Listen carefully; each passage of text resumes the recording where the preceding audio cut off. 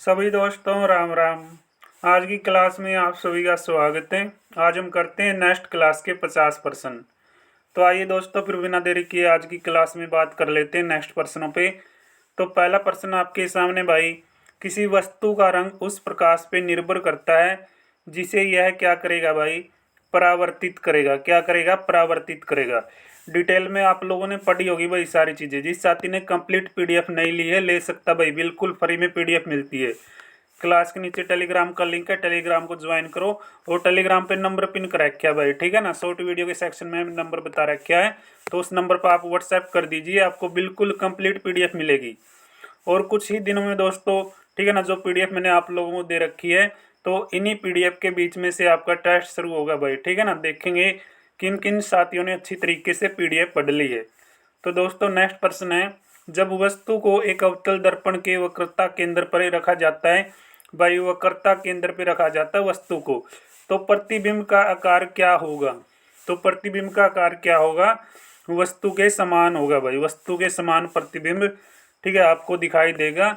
अगला प्रश्न है भाई, जब वस्तु को भाई वक्रता केंद्र के पीछे रख दिया जाता है तो अवतल दर्पण के कारण बनने वाला प्रतिबिंब की आकृति कैसी होगी या क्या होगी भाई, बताइयो कैसी होगी? वास्तविक और उल्टे तौर पे आपको प्रतिबिंब की आकृति दिखाई देगी। अगला प्रश्न है भाई, एक समतल दर्पण से बनने वाला प्रतिबिंब सदा क्या होगा भाई? सदा कैसा बना रहेगा?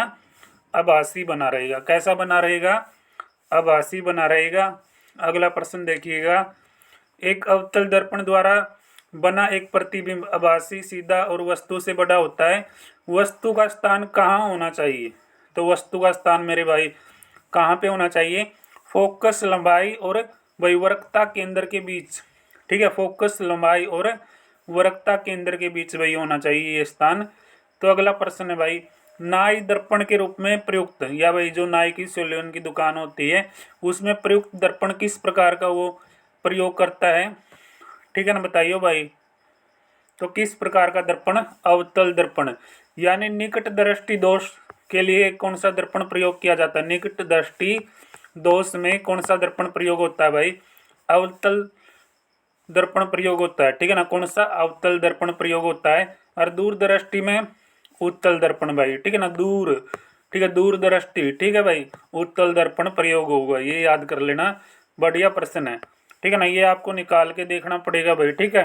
सॉल्यूशन, ठीक है, आप कर लेना, सारी चीज़ें बता रखी है इसमें, ठीक है ना भाई। एक 5 सेंटीमीटर लंबाई की वस्तु 30 सेंटीमीटर वक्रता त्रिज्या वाले उत्तल दर्पण के सामने, ठीक है। साइंस में ऐसे प्रश्न बनते हैं आपके, 20 सेंटीमीटर की दूरी पर रखी जाती है, तो प्रतिबिंब का स्थान क्या होगा? प्रतिबिंब का स्थान क्या होगा भाई साहब, ठीक है ना, दर्पण के 8.6 सेंटीमीटर से पीछे होगा, ठीक है ना। निकाल के देखोगे तो ये आपका उत्तर बनेगा, ठीक है।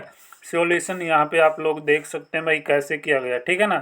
सारा समाधान यहाँ पे पीडीएफ में आपको मिलेगा, ठीक है ना, पूरा सॉल्यूशन आप देख सकते हो, ठीक है ना। अगला सम है भाई आपका, ठीक है ना, 10 सेंटीमीटर फोकस दूरी के अवतल दर्पण के सामने 20 सेंटीमीटर दूरी पर 4 सेंटीमीटर आकार की वस्तु रखी गई। तो भाई सुस्पष्ट प्रतिमा प्राप्त करने के लिए दर्पण से कितनी दूरी पर पर्दा लगाना चाहिए? तो भाई दर्पण से 20 सेंटीमीटर की दूरी पर पर्दा लगाना चाहिए। कैसे लगाओगे आप? निकाल के देखोगे तो आपको उत्तर 20 सेंटीमीटर बनेगा, ठीक है ना। कैसे निकलेगा? क्या सूत्र लगेगा, ठीक है, दर्पण का सूत्र देख लो भाई, ठीक है ना। दर्पण का सूत्र है जो आप लोग देख सकते हो, ठीक है ना। एक एक चीज बता रहे कि अपनी पीडीएफ ऐसी वैसी पीडीएफ को नहीं, सारे पर्सन परवीस ईयर के हैं भाई। सौर भट्टी में प्रयुक्त दर्पण का प्रयोग बताओ। सौर भट्टी में, तो सौर भट्टी में भाई कौन सा प्रयोग किया जाएगा? अवतल दर्पण प्रयोग किया जाएगा, ठीक है। तो कॉप्टन शिफ्ट में निम्नलिखित में से किस पर, ठीक है, आप निर्भर होगे? किस पे भाई? परिकरण के कोण पे, यानी परिकरण का कोण पर निर्भर रहेंगे, ठीक है। अगला प्रश्न भाई, अंतरिक्ष यात्री को अंतरिक्ष में आकाश कैसा दिखाई देता है? ये तो, ठीक है ना, बहुत बार प्रश्न पिटा हुआ है। काला दिखाई देगा। कैसा भाई? काला। अगला प्रश्न भाई, निम्नलिखित में से किसका भाई क्या अपूर्तनाक अधिक होगा? तो किसका भाई अपूर्तनाक सबसे ज्यादा होगा? किसका भाई? डायमंड का, यानी हीरे का सबसे ज्यादा होगा। अगला प्रश्न है भाई, ट्रैफिक सिग्नल में लाल प्रकाश का प्रयोग होता है क्योंकि लाल जो रंग है भाई उसमें के मिलेगा, आपने लाल रंग की पहचान कर सकते हो। ठीक है भाई, रक्त का लाल रंग होता है, लाल रंग खतरे की निशानी है। तो क्या जवाब दोगे आप लोग? लाल रंग में न्यूनतम विक्षेपण होता है भाई। ठीक है ना, डायरेक्ट आपको पता लग जाता है ये लाल रंग है। समझिए भाई, लाल रंग में न्यूनतम विक्षेपण होता है। कर लोगे याद? सी इसका उत्तर आओगा छोरे हो।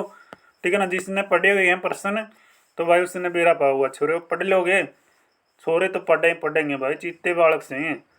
तो अगला प्रश्न है, पेट या शरीर के बाकी आंतरिक भागों का परीक्षण करने के लिए उपयोग होने वाली तकनीक एंडोस्कोपी इस तथ्य पे आधारित होगी भाई, संपूर्ण आंतरिक प्रतिबिंब ठीक है तैयार किया जाएगा। क्या करोगे भाई?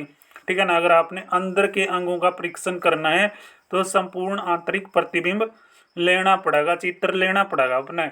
नेक्स्ट प्रश्न है, सूर्य का प्रकाश किस प्रक्रिया से पृथ्वी पे पहुंचता है? तो सूर्य का प्रकाश पहुंचने में 8 मिनट 20 सेकंड का समय लगता है धरती पे। ठीक है ना, याद कर लो, विकिरण प्रक्रिया से पहुंचता है भाई। ठीक है ना, कितना टाइम में पहुंचा है? 8 मिनट 20 सेकंड। ठीक है ना, वेरी वेरी इंपोर्टेंट, ठीक है, नॉलेजेबल पर्सन है। 8 मिनट 20 सेकंड में सूर्य का प्रकाश पहुंच गया है। समझिए भाई, 8 मिनट 20 सेकंड। तो प्रकाशीय तंतु किस परिघटना पे आधारित होता है? प्रकाशीय जो तंतु है वो होता है पूर्ण आंतरिक परावर्तन पे। किस पे? पूर्ण आंतरिक परावर्तन पे। अगला प्रश्न है भाई, चंद्रमा का प्रकाश धरती पे पहुंचने में कितना टाइम लेता है, यानी कितना समय लगाता है? 1.3 सेकंड। कितना टाइम? 1.3 सेकंड का टाइम लगता है भाई। ठीक है, और वो कितना लाता है? 8 मिनट 20 सेकंड का टाइम लावा है सूर्य का प्रकाश। ठीक है ना, यू 1.3 सेकंड, यानी चंद्रमा का जो प्रकाश है, चंद्रमा की रोशनी है, वो जल्दी पहुंच जाती है। अगला प्रश्न है, आकाश में नीला रंग प्रकट होने के साथ भाई समृद्ध प्रकाश की परिघटना क्या कहलाएगी? ठीक है ना, आकाश में जो नीला रंग होता है, ठीक है, उसको भाई प्रकाश की परिघटना के तौर पे देखेंगे तो वो क्या कहा जाएगा, यानी किस तौर पे देखेंगे हम उसको? परिकरण प्रक्रिया के तौर पे। किस प्रक्रिया के तौर पे? परिकरण प्रक्रिया के तौर पे, यानी D will be the right answer. कर लोगे याद? कर लेना भाई। सारे पर्सन ओरिजिनल ऑथेंटिक पर्सन है, एक भी पर्सन इधर उधर से ठीक है नहीं उठाया गया, सारे पर्सन आपके पेपरों से उठा रखे हैं भाई। लेंस किससे बना होता है? लेंस किसका बनता है? लेंस भाई देखो, लेंस दो प्रकार के हों, उत्तल लेंस और अवतल लेंस। ठीक है ना, उत्तल में दूर की दृष्टि की ठीक है जितनी भी चीजें हैं वो क्या करेंगी? आपको स्पष्ट दिखाई देंगी। अवतल में भाई क्या? निकट की वस्तुएं आपको स्पष्ट दिखाई देंगी, दूर की जो वस्तुएं ठीक है वस्तुओं धुंधली दिखाई देंगी। तो भाई लेंस किससे बनता है? किससे बनेगा भाई? फ्लिप्ड कांच। किससे भाई? फ्लिंट कांच या फ्लिप्ड कांच। ठीक है, फ्लिंट कांच से। अगला प्रश्न है भाई, प्रकाशीय फाइबर के माध्यम से संचरण का सिद्धांत बताइए, कौन सा होगा? संचरण, पूर्ण आंतरिक परावर्तन भाई, पूर्ण आंतरिक परावर्तन का सिद्धांत कहलाएगा। अगला भाई, तो अगला प्रश्न, मरीचिका का एक एग्जाम्पल बता दो भाई आप लोग। प्रकाश के अपरावर्तन और पूर्ण आंतरिक परावर्तन को क्या बोलते हैं भाई? मरीचिका का एग्जाम्पल यानी उदाहरण के तौर पे देखा जाता है प्रकाश का अपरावर्तन और पूर्ण आंतरिक परावर्तन। ठीक है, अगला प्रश्न है भाई, आजकल सड़कों पे आपने रोशनी देखी है, पीले लैंपों का प्रयोग किया जाता है। तो निम्न में से किस गैस का प्रयोग उन लैंपों में होता है भाई? सोडियम गैस का प्रयोग उन लैंपों में किया जाता है। कौन सी गैस का प्रयोग? सोडियम गैस का प्रयोग। अगला प्रश्न है भाई, निकट दृष्टि दोष के लिए कौन से लेंस का प्रयोग करेंगे? ठीक है ना, अभी बताया था मैंने, निकट दृष्टि दोष के लिए भाई अवतल लेंस का प्रयोग करेंगे। ठीक है ना, दूर दृष्टि दोष के लिए आपको उत्तल लेंस का प्रयोग करना होगा। अगला प्रश्न भाई, निकट दृष्टि दोष वाले लोगों द्वारा किस लेंस का प्रयोग किया गया? प्रश्न वही है, ठीक है ना, थोड़ा सा चेंज कर दिया, लोग ला दिया इसमें। तो भाई अवतल लेंस का ही प्रयोग किया जाएगा। ठीक है ना, निकट दृष्टि दोष के लिए अवतल लेंस। तारे किस कारण से टिमटिमाते हैं भाई? 1 नंबर का प्रश्न है। तारे हैं जो प्रकाश का अपरिवर्तन से क्या करेंगे भाई? टिमटिमाएंगे। समझ गए? चमकेंगे प्रकाश के अपरिवर्तन से। किससे भाई? प्रकाश के अपरिवर्तन से तारे टिमटिमाते हैं। कर लोगे भाई? कर लोगे नहीं तो कर लेना, बढ़िया प्रश्न सारे। समतल दर्पण द्वारा निर्मित प्रतिबिंब का आकार भाई किस तौर पे आप लोग देखोगे? तो ये देखोगे वस्तु के आकार के बराबर, यानी जो आपका समतल दर्पण है समान दर्पणों से जो निर्मित चित्र बनेगा, ठीक है, उसका आकार कैसा होगा, वस्तु के आकार के बराबर ही होगा, ठीक है ना, वस्तु के आकार के बराबर ही होगा। कौन सा कथन आपको सही लगता है, 1 नंबर का प्रश्न है क्या भाई, कौन सा कथन आपको सही लगेगा, तो कौन सा कथन आपको सही लगता है और कौन सा कथन आपको सही नहीं लगता, ठीक है, ये देखना आपने। देखो भाई, सर्च लाइट में अवतल दर्पण का प्रयोग होता है, ठीक है ना, बात सही है भाई, सर्च लाइट में, ठीक है ना, क्योंकि अपने निकट की वस्तु देखनी पड़ा है ना, तो अपन लाइट के करा भाई ऑन करा। तो दंत चिकित्सक द्वारा अवतल दर्पण का प्रयोग किया जाता है, बिल्कुल भाई, ठीक है ना, दांत भी अपन, ठीक है ना, निकट से देखा। सेविंग दर्पण है, ठीक है ना, नायक इस दर्पण का प्रयोग करा अवतल दर्पण का, यह बात जमा गलत है, वाहन में अवतल दर्पण का प्रयोग किया जाता है, वाहन में अवतल दर्पण का प्रयोग भाई, ठीक है ना, ऐसे, ठीक है, आपने देखा किसी वाहन में तो हमें क्या देखना पड़ता है, दूर की वस्तु, ठीक है ना, जो वस्तुएं हैं भाई वो, ठीक है ना, साफ दिखाई देनी चाहिए ना, तो दूर दृष्टि के लिए हमें कौन सी लेंस का प्रयोग चाहिएगा, उत्तल दर्पण का प्रयोग, ठीक है ना। तो चौथा इसमें गलत हो जाएगा क्योंकि इसमें उत्तल दर्पण आएगा। अगला प्रश्न है भाई, पावर लेंसों की एसआई इकाई क्या है, तो पावर लेंसों की जो एसआई इकाई है वो क्या है मेरे भाई, डायोप्टर या फिर डायोप्टर भाई, ठीक है, डायोप्टर या डायोप्टर है जो आपकी पावर लेंसों की एसआई इकाई है, कर लोगे याद। एक भी प्रश्न इधर उधर से उठा के नहीं लाया मैं, सारे प्रश्न आपके लिए पेपरों से ढूंढ के लाया हूं, ठीक है ना, ऐसे पीडीएफ तैयार नहीं हो रही भाई। प्रकाश की तरंग प्रकृति के विचरण द्वारा किस परिघटना की व्याख्या नहीं की जा सकती, तो वही प्रकाश विद्युत प्रभाव के द्वारा इसकी क्या क्या नहीं कर सकते, हम व्याख्या नहीं कर सकते, ठीक है ना, गुणगान नहीं कर सकते, ठीक है, वर्ण नहीं कर सकते भाई, प्रकाश विद्युत प्रभाव के द्वारा। अगला प्रश्न आपके समक्ष पेश कर देता हूं। अगला प्रश्न है भाई, कौन सा प्रकाश संश्लेषण के लिए आवश्यक नहीं है, कौन सा नहीं है भाई, ऑक्सीजन, ठीक है ना। देखो कार्बन डाइऑक्साइड की भी जरूरत पड़ा है भाई प्रकाश के लिए, ठीक है ना, प्रकाश जो क्या संश्लेषण करेंगे, कैलोरोफिल भी, सूर्य का प्रकाश भी चाहिए, तो ऑक्सीजन की कोई जरूरत नहीं पड़ती भाई, ठीक है, ऑक्सीजन मुक्त होता है ये सारा मामला। अगला भाई, सूर्य के प्रकाश में खुलकर रहने से आदमी को स्वास्थ्य लाभ होता है, बात तो सही है भाई, हुआ है। अगर आप सुबह, ठीक है ना, 9 बजे, ठीक है, या फिर 10 बजे तक आप अपने, ठीक है ना, सूर्य के प्रकाश में रहते हो तो आपको कौन सा विटामिन मिलता है, विटामिन डी, यहाँ पे भी बता रखा है। पराबैंगनी किरणें त्वचा में मौजूद तेल को विटामिन डी में परिवर्तित कर देती है, यह बात सही है भाई, इसमें डी, जो पराबैंगनी किरणें होती है ना, वो त्वचा में जो तेल होता है ना उसको विटामिन डी में बदल देती है, ठीक है ना, इतनी शक्ति हो है भाई सूर्य का प्रकाश में। अंतरिक्ष यात्री को अंतरिक्ष में आकाश कैसा दिखाई देता है, कितनी बार पूछेगा मेरे भाई, काला दिखाई दे, कैसा भाई, काला, ठीक है ना, जो गांव में काला नाम, ठीक है ना, प्रत्येक गली में मिलेगा, तमें काला के नाम से आवाज दे देना, कोई ना कोई जरूर निकल के आएगा।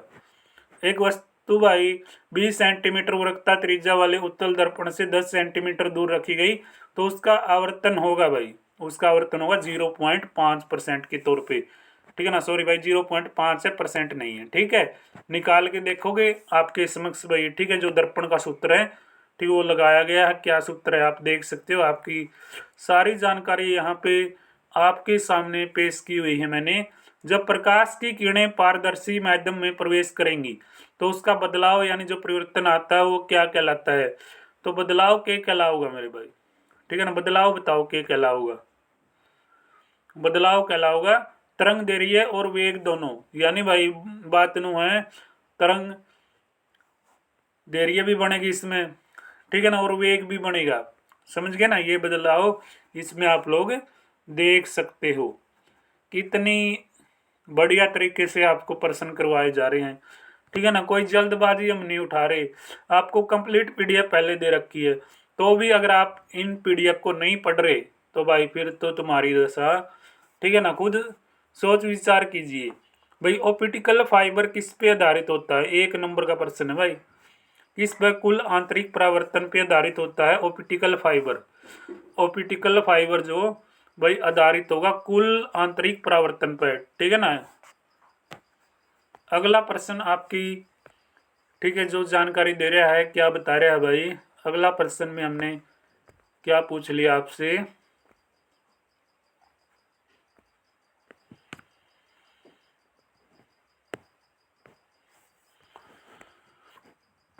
तो अगला प्रश्न कहता है भाई साहब, एक तरल माइक्रोस्कोप यंत्र में इस्तेमाल किया जाने वाला लेंस बताओ कौन सा होता है। उत्तर लेंस भाई एक तरल माइक्रोस्कोप में, ठीक है, यंत्र में तो भाई ठीक है ना, दूर की वस्तु या दूर की जो आपने साफ दिखाई देनी चाहिए उसके लिए आप कौन सा लेंस बना रहे हो, उत्तल लेंस बना रहे हो।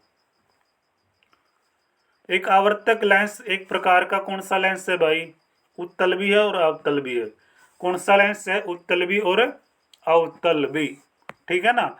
ए इसमें राइट बता रहा है। क्या पढ़ा होगा आपने, ठीक है, नहीं पढ़ा तो पढ़ो यार, ठीक है ना। जिसने पीडीएफ नहीं लिए ले लो पीडीएफ अभी।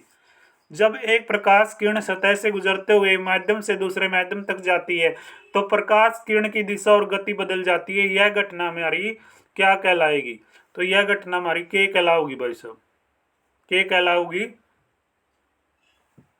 भाई, के कहलाओगी रिफ्रैक्शन यानी अपरिवर्तन। यार ऐसी बात नहीं है, अपन इंग्लिश भी आवे, ठीक है ना, अपरिवर्तन कहलाओगी। बी इसका राइट आंसर। एक कांच के प्रिज्म से होकर गुजरने पर सूर्य के प्रकाश के अपने घटक रंगों में विभाजित भाई, ठीक है ना, घटक रंगों में विभाजित होने की घटना को खालिस्तान नाम से जाना जाएगा। डिस्पर्शन यानी भाई प्रसार के नाम से जाना जाएगा। किसके नाम से, प्रसार के नाम से, ठीक है। कर लोगे याद गाबरू, कितना प्यार से आपको पढ़ा रहे हैं, कोई जल्दबाजी हमारे से नहीं हो रही। अगला प्रश्न है, गाड़ियों में भाई ठीक है, जो रियर व्यू मिरर के रूप में आमतौर पे कौन से दर्पण का प्रयोग करते हैं गाड़ियों में, उत्तल दर्पण। वाहनों में भाई कौन सा लेंस प्रयोग किया जाता है, उत्तल लेंस। दर्पण लेंस एक के हो है, कदे घबराए जो। आकाश का रंग नीला क्यों दिखाई देता है, आकाश का रंग भाई सॉरी भाई, प्रकाश का रंग नीला क्यों दिखाई देता है, तो प्रकाश का रंग भाई प्रकाश के परिकरण के द्वारा क्या होगा, नीला दिखाई देगा। प्रकाश के परिकरण से प्रकाश का जो रंग है भाई नीला दिखाई देता है ना। एक प्रतिरोधक में विद्युत इसके खालिस्तान के भाई युक्त यानी युक्त क्रमानुपाती रहेगी। एक प्रतिरोधक में भाई विद्युत इसके खालिस्तान में जो क्या युक्त क्रमानुपाती में दिखाई देगी। तो भाई इसका जवाब आप लोग क्या बता रहे हो, इसका जवाब है प्रतिरोध, ठीक है ना, प्रतिरोध अक्षमता के तौर पे देख रहे हो। बी इसका राइट आंसर। एक विद्युत भाई बल्ब को 220 ठीक है ना वोल्टेज के जनित्र से जोड़ दिया जाए तो विद्युत धारा 0.50 ए है। बल्ब की शक्ति क्या होगी, 440 वोट का बन जाएगा बल्ब। कितना वोट का, 440 का। 220 नए डबल कर देंगे, ठीक है ना, 440 वाट, वाट लगा देंगे भाई, वाट, ठीक है ना, वाट। हिसाब आ जाएगा आपको, वाट लगेगी जब। निकाल रखा कैसे वाट आ रहे, 140 आवे या 110 भाई, एक बार दोबारा तो देखियो भाई, इसमें डबल नहीं हो रहा ये, ठीक है ना। पर्सन मैंने थोड़ा आपको इसमें 110 वाट निकाल रखा भाई इसने, ठीक है ना। देख लेना भाई इसको, ठीक है ना, ये थोड़ा आप सोल्यूशन निकालोगे तो बताओगे इसमें, ठीक है ना। 110 वाट आएगा भाई, ठीक है। कैसे आ रहे आप देख लो, 220 ठीक है ना गुणा 0.5, ठीक है, इसमें कराया गया है, ठीक है ना। विभवांतर धारा शक्ति सारी करके यहाँ पे भाई, ठीक है, निकाल दिया आपको 220 में से 110 वाट भाई, ठीक है, 110 वाट। अगला प्रश्न है भाई, औसत प्रतिरोधक बल्ब जो भाई 5 किलोग्राम द्रव्यमान की गति को 0.2 सेकंड में 65 सेंटीमीटर और 15 सेंटीमीटर पर लाने के लिए उस पर लगना आवश्यक क्या कहलाएगा। यो भी निकाल के देखोगे तो ये तारा समझ में आऊगा, हूँ तो आवे को नहीं इसी कहानी समझ में। साइंस है यो, साइंस भी आधा, ठीक है ना। मैथे हुआ कदे ना सोचो 12.5। तो मेगा उपकरण से क्या मापा जाता है, मेगा उपकरण से आप लोग क्या मापोगे, विद्युत रोधी का प्रतिरोध, विद्युत रोधी का प्रतिरोध माप लेंगे। निम्नलिखित में से किस विद्युत उपकरण को मापने के लिए उसी रूप से जुड़ना चाहिए, तो उसी रूप से जुड़ोगे तो क्या चाहिए भाई आपको, ठीक है ना, वोल्ट मापी व आवर्त मापी चाहिए आपको। क्या चाहिए, वोल्ट मापी और आवर्त या आवृत्ति मापी भाई, आवृत्ति मापी। अगला प्रश्न देख लेते हैं, विभवांतर की एसआई इकाई क्या होगी भाई, वोल्ट होगी, ठीक है। विभवांतर, विभवांतर की ऐसा इकाई वोल्ट होगी। सारे याद करवाऊंगा मैं। तमने देखो विद्युत धारा एम्पियर में, विभवांतर वोल्ट में, विद्युत शक्ति वाट में, कार्य जूल में। भाई कार्य किस में माप लेते हैं? जूल में। जूल है। अगला भाई, एक इलेक्ट्रॉन का ऋणात्मक आवेश बताइएगा आप कितना होता है। एक इलेक्ट्रॉन का ऋणात्मक आवेश होता है 1.6 गुना 10⁻⁻⁹ ठीक है, कूलाम होता है भाई। आवेश विद्युत धारा प्लस से में निकालोगे। कितने इलेक्ट्रॉन मिलकर एक कूलाम को बनाते हैं? 6.25 गुना 10⁻18 के तौर पे भाई। ठीक है, ये आप करोगे।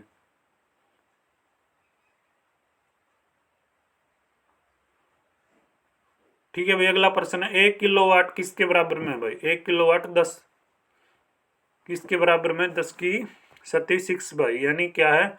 3.6 गुना 10⁻⁶ जूल भाई। ठीक है, जी का मतलब जूल होता है, तो इसका उत्तर बी आ गया। तो आज की क्लास के अपने प्रश्न कंप्लीट हो गए हैं। मिलते हैं नेक्स्ट क्लास में। तो भाई सभी को राम राम, जय हिंद, जय भारत।